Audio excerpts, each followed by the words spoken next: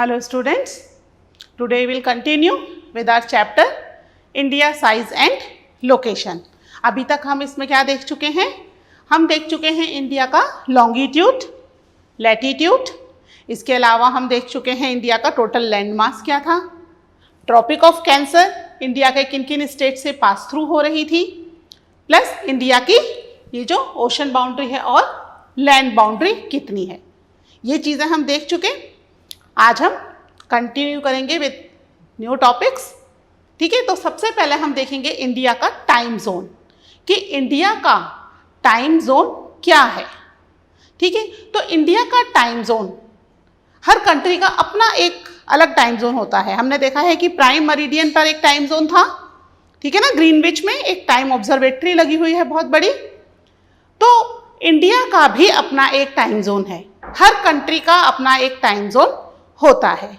ठीक है, तो ये टाइम जोन बनाने के लिए भी कुछ रूल्स बनाए गए हैं जिसके अकॉर्डिंग ही कोई भी कंट्री अपना टाइम जोन सेलेक्ट कर सकती है। क्या रूल है वो? कि जो भी टाइम जोन कोई भी country, either it is India और एनी अनदर कंट्री, कोई भी कंट्री अपना टाइम जोन लेगी तो वो टाइम जोन 7.5 मिनट से पूरा डिविजिबल होना चाहिए।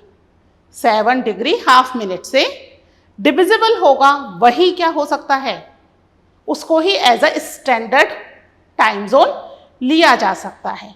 ठीक है, अदरवाइज क्या होगा, कहीं पर भी टाइम जोन लिया जा सकता है। आपके दिमाग में भी जब मैं बताऊंगी तो आपको आएगा मैडम ये ही क्यों लिया, कुछ और क्यों नहीं ले सकते थे। तो इसलिए मैं क्लियर कर रही हूं कि वो जो 7 डिग्री हाफ मिनट से डिविजिबल होगा वही टाइम जोन होगा। ठीक है, तो इसके लिए इंडिया का जो टाइम जोन है वो क्या है, that is 82 degree 30 minutes east. ठीक है, ये ईस्ट क्यों है ये तो आपको पता है ना, अब है ना, ईस्टर्न हेमिस्फीयर में है पूरा इंडिया, इसलिए ईस्ट है।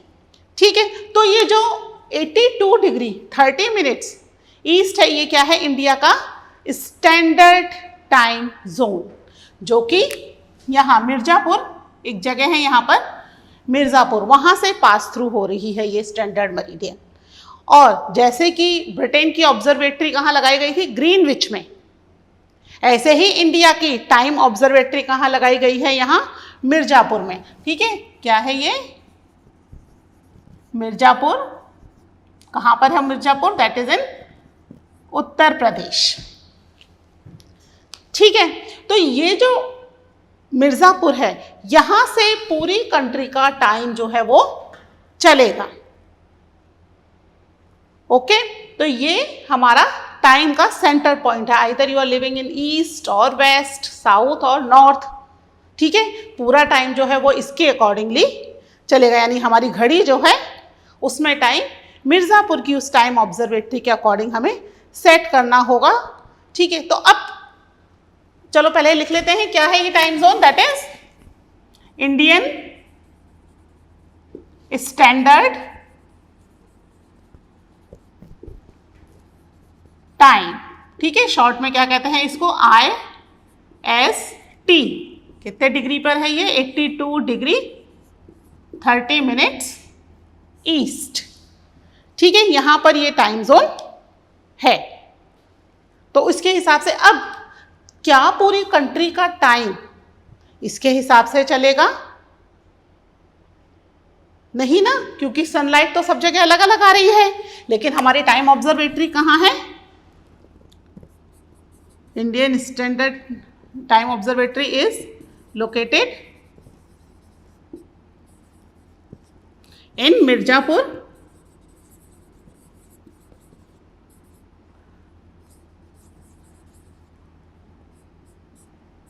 उत्तर प्रदेश।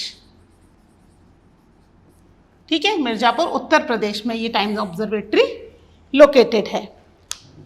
ठीक है, अब सनलाइट क्या होगी, क्या पूरी इंडिया पर पूरी एक साथ पड़ेगी?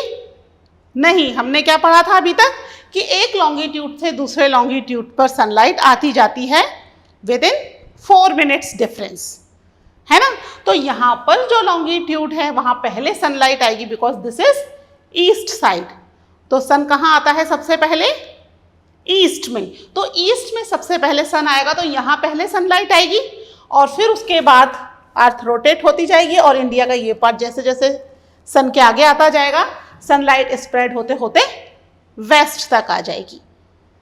ठीक है, यानी पहले यहाँ सनलाइट आ रही है, यहाँ पर सनलाइट बाद में आ रही है। कितना टाइम लग रहा है? There is 2 hours time lag between east to west. ठीक है, ईस्ट में ये कौन सा एरिया है? दिस इज अरुणाचल प्रदेश, बिल्कुल हमारा ईस्टर्न पॉइंट। और ये वाला जो एरिया है हमारा बिल्कुल western point, this is Gujarat, है ना। तो अरुणाचल प्रदेश से गुजरात तक सनलाइट आने में 2 घंटे का टाइम लग रहा है। ऐसा क्यों है? क्यों लगेगा? Just because of the longitudinal extent. हमने पढ़े थे ना, क्या है यहाँ का लॉन्गिट्यूडनल एक्सटेंट? ये देखो, ये लॉन्गिट्यूडनल एक्सटेंट यहाँ का कितना है? 97 डिग्री 25 मिनट्स ईस्ट, और यहाँ का क्या है? 68 डिग्री 7 मिनट्स ईस्ट। दोनों में डिफरेंस है। कितना डिफरेंस है दोनों में? अच्छा खासा डिफरेंस है। वो 97 है, ये 68 है। अगर हम इसको माइनस करें तो अप्रॉक्सीमेटली 29 पॉइंट समथिंग का डिफरेंस आ रहा है। तो हम इसको राउंड फिगर में करके ले लेते हैं, तो कितना डिफरेंस आ जाएगा? राउंड फिगर में तो 30 डिग्री हो गया, है ना। तो पहले हमें देखते हैं कि गुजरात और अरुणाचल प्रदेश के बीच में कितने आवर का टाइम लैग है। From Gujarat to Arunachal Pradesh there is 2 hours time lag. ठीक है, 2 hours का टाइम लैग है, यानी 2 घंटे का डिफरेंस है दोनों के बीच में। और ये 2 घंटे का डिफरेंस होने की वजह क्या है? दोनों का लॉन्गिट्यूडनल एक्सटेंट। वहां पर 97 डिग्री पर है हमारा ईस्ट जोन, जहां पर पहले सनलाइट हो रही है और फिर जैसे जैसे अर्थ रोटेट हो रही है वेस्ट तक सनलाइट आ रही है। और यहाँ पर हमारा लॉन्गिट्यूडनल एक्सटेंट कहाँ तक है? 68 डिग्री 7 मिनट्स तक। तो अगर हम ये डिफरेंस निकाल रहे हैं तो अप्रॉक्सीमेटली कितना डिफरेंस हो रहा है? लगभग 30 डिग्री का डिफरेंस हो रहा है। ठीक है, तो ये कई बार क्वेश्चन आता है एग्जाम में कि why there is a 2 hours time lag between Gujarat and Arunachal Pradesh. तो आपको बताना होगा कि क्यों है। अब आपको समझ में आया क्यों है? हम इसको पूरा प्रूव कर लेते हैं कि क्यों है। ठीक है, ये तो हमें पता चल गया 2 hours का टाइम लैग है। आप एक बार इसको नोट करो, फिर इस प्रूव करते हैं हम कि 2 घंटे कैसे आ रहे हैं। ठीक है, पहले इसको आप एक बार नोट कर लो।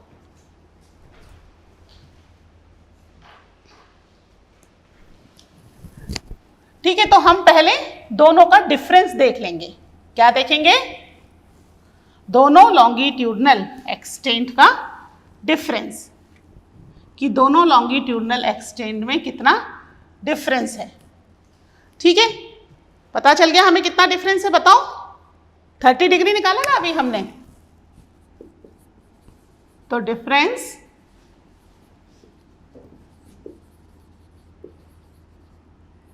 between 2 longitude are about 30 degree. ठीक है, अब आपको पता है कि एक लॉन्गिट्यूड से दूसरे लॉन्गिट्यूड तक सनलाइट पहुंचने में कितना टाइम लग रहा है? 4 मिनट्स। ठीक है, पता है 4 मिनट्स लग रहे हैं। तो अगर एक से 97 से अगर 68 तक सनलाइट पहुंचती है, यानी 30 डिग्री तक सनलाइट ट्रेवल कर रही है, तो कितना टाइम लग जाएगा? ठीक है, तो ये लग जाएगा 30 इंटू 4 मिनट्स है। ठीक है, अब हम इसको किस में निकालेंगे? आवर्स में। ठीक है, एक आवर्स में कितने मिनट? 60। ठीक है, क्या हुआ? 3 4 जा 12। अपॉन 60 कितना होगा, 6 2 जा 12, कितना आ गया, 2 आवर्स का डिफरेंस आ गया। तो ये प्रूव हो गया कि ईस्ट से वेस्ट तक सनलाइट पहुंचने में या टाइम में 2 आवर्स का डिफरेंस है। लेकिन घड़ी में टाइम डिफरेंट नहीं होगा, ये बात ध्यान रखना बच्चे। घड़ी में टाइम क्या होगा, मिड पॉइंट बना रखा है ना टाइम का, तो घड़ी में टाइम सेम होगा। वहां पर भी 6 बज रहे हैं, यहां पर भी 6 बज रहे हैं, लेकिन वहां 6 बजे इतनी सनलाइट आ चुकी है जितनी हमारे यहाँ 8 बजे आएगी, है ना, क्योंकि वहां सनलाइट पहले आ गई। ठीक है, घड़ी में टाइम सेम चल रहा है। बस ये मैं आपको बता रही हूं कि 2 आवर्स का टाइम लैग क्यों है, due to the rotation of the earth, and that area is situated in the east and this area situated in the west. इतना समझ में आया? आप एक बार इसको नोट कर लो। ठीक है, ये क्वेश्चन आता है बच्चे, बहुत इंपॉर्टेंट है, बहुत बार आता है एग्जाम में। ठीक है, तो ये आपको प्रूव कर दोगे आप पूरा कि भाई there is a 2 hours time lag because there is a difference between 2 longitudinal exchange is about 30 degree, और 30 डिग्री होने की वजह से 2 आवर्स का टाइम लैग हो जाएगा। समझ गए आप प्रॉपरली? ठीक है, तो एक बार आप इसको नोट कर लो, फिर मैं आपको इसमें और भी चीजें बताती हूं। ठीक है, तो ये क्या हो गया, ये तो हो गया अकॉर्डिंग टू द लॉन्गिट्यूड। अब लैटिट्यूड, लैटिट्यूड की वजह से भी तो कुछ फर्क पड़ेगा। हाँ, क्या पड़ेगा लैटिट्यूड की वजह से? लैटिट्यूड की वजह से पड़ेगा सनलाइट का डिफरेंस। ठीक है, एक बार आप देखिए, अगर ये अर्थ है ना, एंड दिस इज सन, ये मैं रफली आपको समझाने के लिए बता रही हूं। ठीक है, अब ये इक्वेटर है और इंडिया कहां पर सिचुएटेड है, इन दिस पोजीशन। ठीक है, यहां पर इंडिया, ये इंडिया है। ठीक है, यहां पर इंडिया लोकेटेड है। अब सन की लाइट जो है वो क्या होती है, इक्वेटर जो कि 0 डिग्री पर है, और tropic of cancer is in the 23.5 degree, यानी ऊंचाई पर है। तो क्या होगा, सन की लाइट यहां पर पड़ेगी डायरेक्ट, सीधी, जबकि यहां पर कैसी हो जाएगी, इट इज स्लांट। पढ़ा है ना हमने, that's why this is known as heat zone. ये हीट जोन कहलाता है। ट्रॉपिक ऑफ कैंसर से लेकर के ट्रॉपिक ऑफ कैप्रिकॉर्न तक का एरिया क्या कहलाता है, this is known as the heat zone. ठीक है, और ये वाला एरिया क्या कहलाता है, that is known as temperate zone. तो इंडिया आधा हीट जोन में है और आधा टेम्परेट जोन में है, जिसकी वजह से क्या होगा, सनलाइट का बहुत ज्यादा फर्क पड़ेगा इंडिया के रेफरेंस में। ठीक है, क्या फर्क पड़ेगा, इस वाले एरिया पे, ये जो एरिया है ट्रॉपिक ऑफ कैंसर से नीचे वाला एरिया, यहां पर सनलाइट बहुत ज्यादा आएगी, जबकि ऊपर वाले एरिया पर सनलाइट कम आएगी। तो ये भी कई बार क्वेश्चन आता है। इंडिया का जो नीचे ये वाला पार्ट है दैट इज कन्याकुमारी, और अपर पार्ट, ठीक है, that is Jammu and Kashmir. तो यहां पर सनलाइट में डिफरेंस क्यों आ रहा है, ये भी आपसे क्वेश्चन आता है। ठीक है, कि इंडिया का जो कन्याकुमारी है वहां डे और नाइट लगभग इक्वल होते हैं, बराबर बराबर डे एंड नाइट है। ठीक है, 12 आवर्स का डे है, 12 आवर्स का नाइट है, यानी लगभग 12 आवर्स तक यहाँ सनलाइट आती है और 12 आवर्स तक नाइट रहती है, यानी 12 आवर्स तक सनलाइट नहीं आती। जबकि यहाँ पर ऐसा नहीं है। जम्मू एंड कश्मीर में क्या हो रहा है, सनलाइट आ रही है 5-6 आवर्स ओनली, और लंबे टाइम तक क्या है, नाइट है, यानी सनलाइट नहीं आ रही। नाइट मीन्स घड़ी के हिसाब से नहीं कर रहे हैं हम नाइट, हम अकॉर्डिंग टू सनलाइट कर रहे हैं नाइट। ठीक है, तो सनलाइट यहाँ 5-6 आवर्स ही आ रही है, और जबकि नाइट बहुत लंबी है। ऐसा क्यों है, क्यों है पता चला, क्योंकि ये वाला पार्ट जो है that is situated in the tropical zone, है ना, जम्मू एंड कश्मीर। अगर ट्रॉपिक ऑफ कैंसर यहाँ से पास थ्रू हो रही है, इस एरिया से पास थ्रू हो रही है ट्रॉपिक ऑफ कैंसर, तो ये जो नीचे वाला पार्ट है ये क्या हो जाएगा, ट्रॉपिकल जोन। ये वाला पार्ट, ये क्या है, ये वाला part this is tropical zone, और ऊपर वाला पार्ट जो है that is subtropical zone. तो यहाँ सनलाइट ज़्यादा आएगी ट्रॉपिकल जोन में comparative to the subtropical zone. ठीक है, तो ये आप प्रूव कर सकते हो। अब इसको हम लिख भी लेते हैं। आप चाहो समझने के लिए तो इस रफ डायग्राम को भी आप अपनी नोटबुक में बना लो कि भाई ये रीजन है, ठीक है, जिसकी वजह से क्या हो रहा है, इन दोनों एरिया में सनलाइट आने में, रिसीव करने में डिफरेंस है, just because of the half part of India is situated in the tropical zone. ठीक है,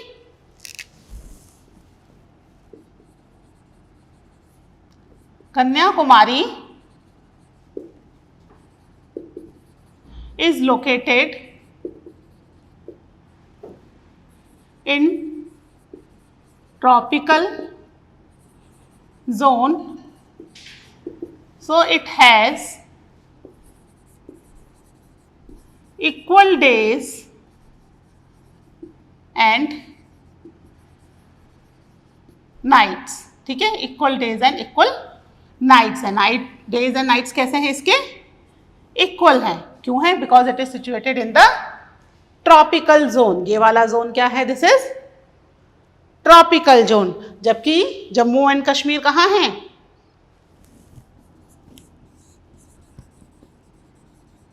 Jammu and Kashmir is located in subtropical zone, so it has short days and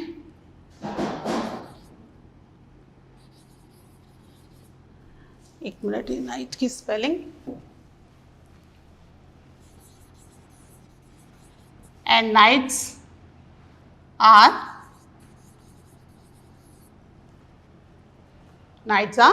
long. ठीक है, इतना क्लियर हुआ। ये भी बेटा क्वेश्चन आता है आपकी बुक में, आप देखोगे तो साइड में ब्लॉक बना करके क्वेश्चन दे रखे हैं, है ना। तो ये भी एक इम्पॉर्टेंट क्वेश्चन है और हमें पता होना चाहिए इंडिया की पोजीशन की वजह से क्या क्या प्रॉब्लम्स हो सकती हैं या क्या क्या चीज़ें कहाँ पर कितनी रिसीव हो रही है और कहाँ पर कितनी रिसीव नहीं हो रही है। एक बार आप इसको भी नोट कर लो, फिर मैं आपको आगे और बताती हूँ।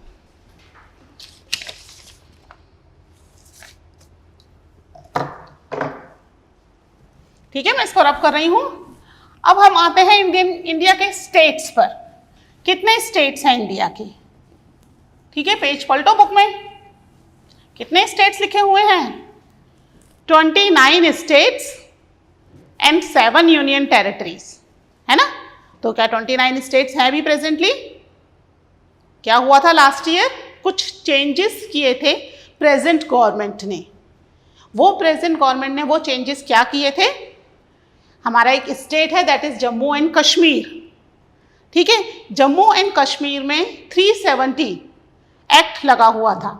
उस 370 एक्ट को हटा करके साथ में जम्मू एंड कश्मीर का स्टेट वाला जो पोजीशन थी वो भी हटा दी और इस स्टेट को 2 पार्ट्स में डिवाइड कर दिया, एक जम्मू एंड कश्मीर और दूसरा लद्दाख, और उन दोनों को यूनियन टेरिटरीज बना दिया लास्ट ईयर इन 2019। ठीक है, ये कुछ चेंजेस अभी प्रेजेंट गवर्नमेंट जो है उसने किए। तो अब जो हमारी बुक में दे रखे हैं 29 स्टेट्स एंड 7 यूनियन टेरिटरीज, वो बेटा चेंज हो गए, है ना। क्यों चेंज हो गए? Just because of few changes in the states. ठीक है, तो अब हमारे पास कितने स्टेट्स आ गए, तो आप बुक में भी करेक्शन कर लो। कितने हैं इंडिया के अंदर? देयर आर 28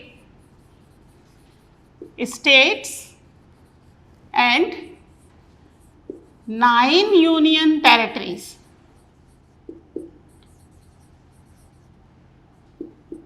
ठीक है, 9 यूनियन टेरिटरीज है, 28 स्टेट्स। ये चेंजेस हो चुके हैं, है ना। कंफ्यूज मत होना, बुक में जो दे रखा है उसके हिसाब से आप उसको चेंज कर लो। अब जो यूनियन टेरिटरीज हैं वो कौन सी हैं वो भी मैं आपको एक बार बता देती हूँ।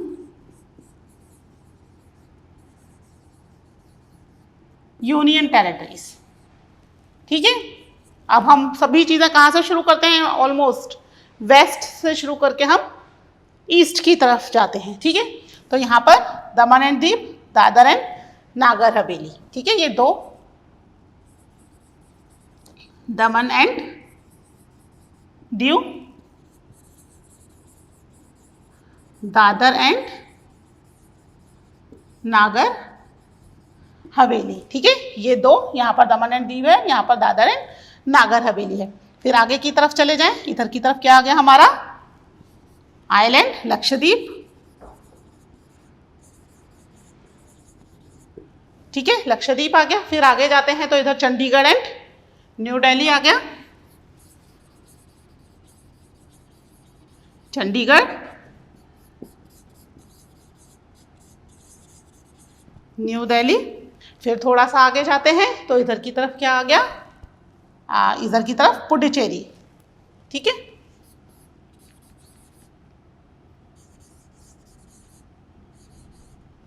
पुडुचेरी। ठीक है, फिर अगर हम इधर की तरफ हम देखें तो हमारे दो नए यूनियन टेरिटरीज भी हैं। कौन कौन से हैं? That is Jammu and Kashmir, Jammu and Kashmir, और कौन सा है एक और? That is Ladakh. ठीक है, लद्दाख के बाद इधर आ जाएं तो क्या रह गया? एक हमारा अंडमान एंड निकोबार। ठीक है, कितने हो गए? 1 2 3 4 5 6 7 8 9। टोटल कितनी यूनियन टेरिटरीज हो गई हमारे पास?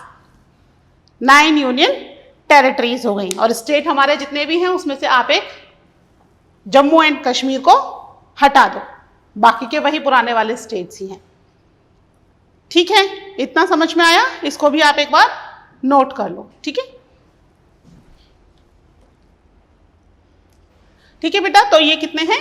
9 union territories, Daman and Diu, Dadar and Nagar Haveli, Lakshadweep, Chandigarh, new Delhi, Puducherry. एक बार पुडुचेरी की स्पेलिंग ठीक कर लेना, ये वाला ई नहीं है, ये गड़बड़ हो गई थोड़ी सी। ठीक है, पुडुचेरी। ठीक है, Jammu and Kashmir, Ladakh and Andaman and Nicobar. ठीक है, मैं इसको रब कर रही हूँ, फिर आगे देखते हैं।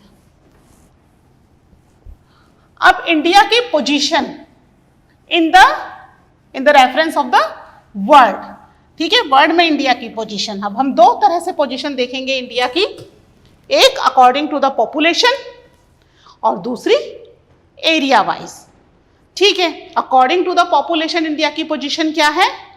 पता है ये तो क्या है? That is second position. और हमसे आगे कौन है पॉपुलेशन में? हमारी नेबरिंग कंट्री चाइना, है ना? तो इसको भी हम एक बार लिख लेते हैं। India's position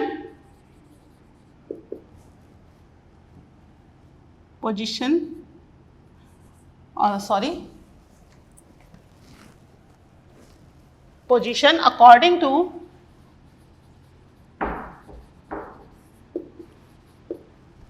population in world is, that is second position। ठीक है, फर्स्ट पोजीशन पे कौन है हमसे आगे? फर्स्ट कौन है हमारा? Neighbouring China is in the first position. अब अगर हम देखें अकॉर्डिंग टू द एरिया, ठीक है, इंडिया की पोजीशन, इंडियाज पोजीशन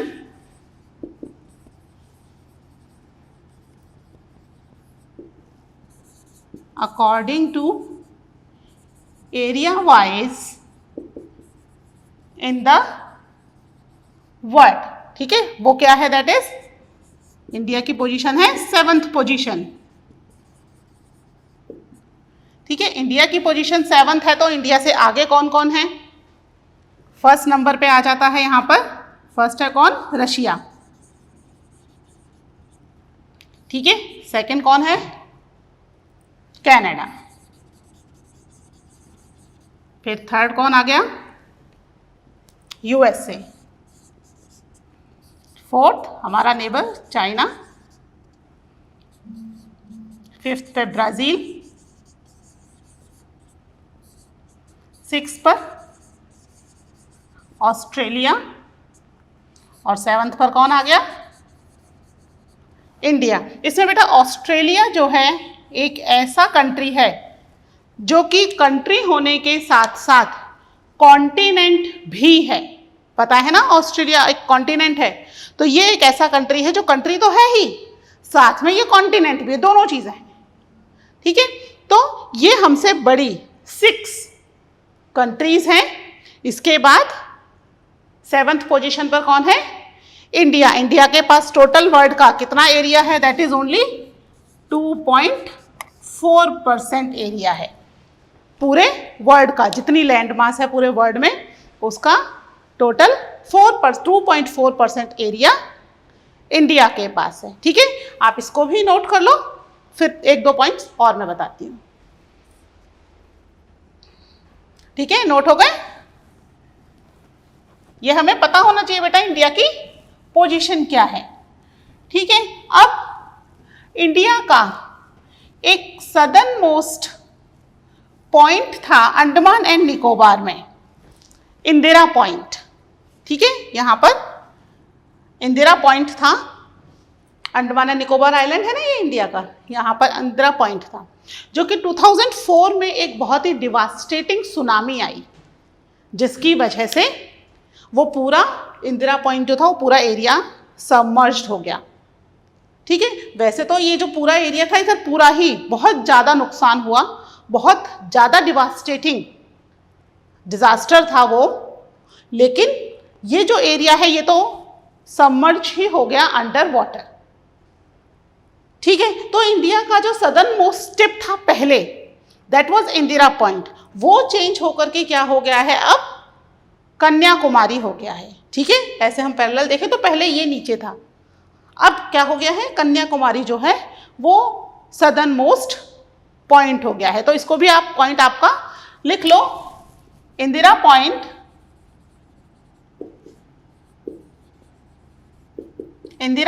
was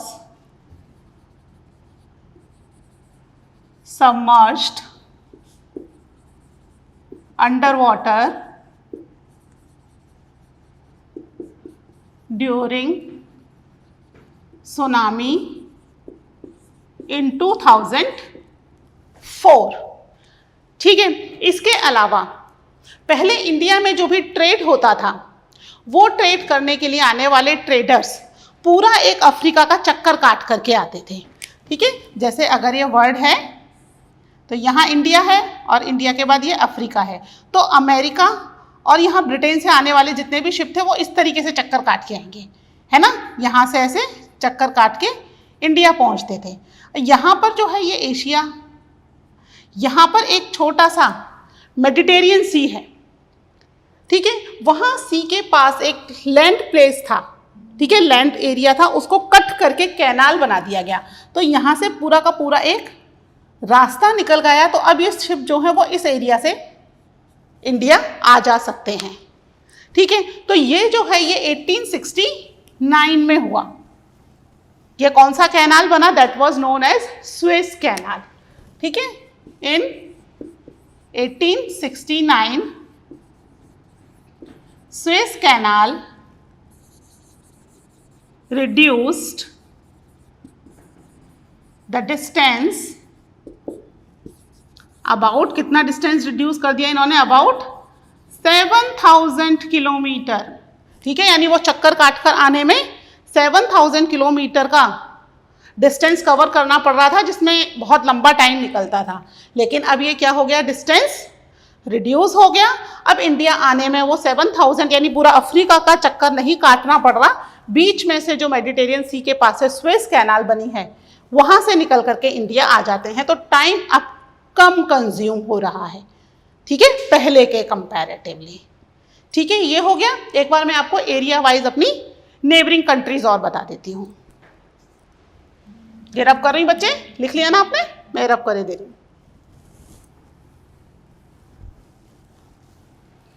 अब आप एक बार अपनी नेबरिंग कंट्रीज तो मैंने आपको बता दी थी, लेकिन मैं आपको अपनी नेबरिंग कंट्रीज किसके हिसाब से बता रही हूँ? Neighbouring countries. किसके हिसाब से बता रही हूं ये? According to the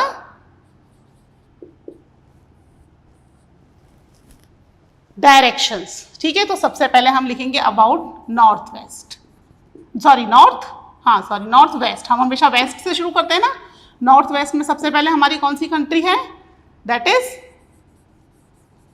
Pakistan. फिर उसके बाद आपको बताया था यहां से थोड़ा सा एरिया किसका टच हो रहा था? अफगानिस्तान। ठीक है, उसके बाद हम पहुंच जाएंगे नॉर्थ। नॉर्थ में कौन सी है? That is China. चाइना के बाद ये कौन सी कंट्री है? This is Nepal. ठीक है, फिर नॉर्थ ईस्ट। नॉर्थ ईस्ट में आ जाओ, दिस इज भूटान। ठीक है, फिर ये क्या है? This is Bangladesh. और उसके बाद फिर इधर की तरफ दैट इज म्यांमार। कितनी हो गई? कितनी हो गई लैंड साइज हमारी नेबरिंग कंट्रीज? 9। ठीक है, म्यांमार। अब अगर हम अपने साउथ में चले जाएं तो कितनी है? साउथ में हमारे one is Sri Lanka and second is Maldives. ठीक है, 2 ही नेबरिंग कंट्री हैं। तो ये दोनों कौन सी हैं? साउथ में तो हैं ही, साथ में दिए जा अवर वाटर नेबर। ठीक है, वाटर नेबर या हमारे ओशनिक नेबर हैं, ये हमारे लैंड साइड नेबर्स हैं 9, और 2 वाटर साइड या ओशन साइड हमारे नेबर्स हैं। ठीक है, ये चीज़ें हम पहले पढ़ चुके हैं इसको, पर एक बार मैं आपको डायरेक्शंस के साथ बता रही हूं, जिससे कि अगर एग्जाम में आता है कि who is our east north east neighbouring country, which is our north east neighbouring country, तो आपको पता होना चाहिए। अगर ऑप्शन में पाकिस्तान आ गया तो पाकिस्तान नॉर्थ ईस्ट में नहीं है, that is in the north west, है ना। तो which is our neighbouring country, हमें पता होना चाहिए कौन सी नेबरिंग कंट्री किस डायरेक्शन में है। ठीक है बेटा, इसको भी आप एक बार नोट कर लेना। ठीक है, और वीडियो को अच्छे से देखना, थोड़ा समझना इसको। ठीक है, आगे की चीज़ें फिर हम कंटिन्यू करेंगे in the next video. Till now bye, take care.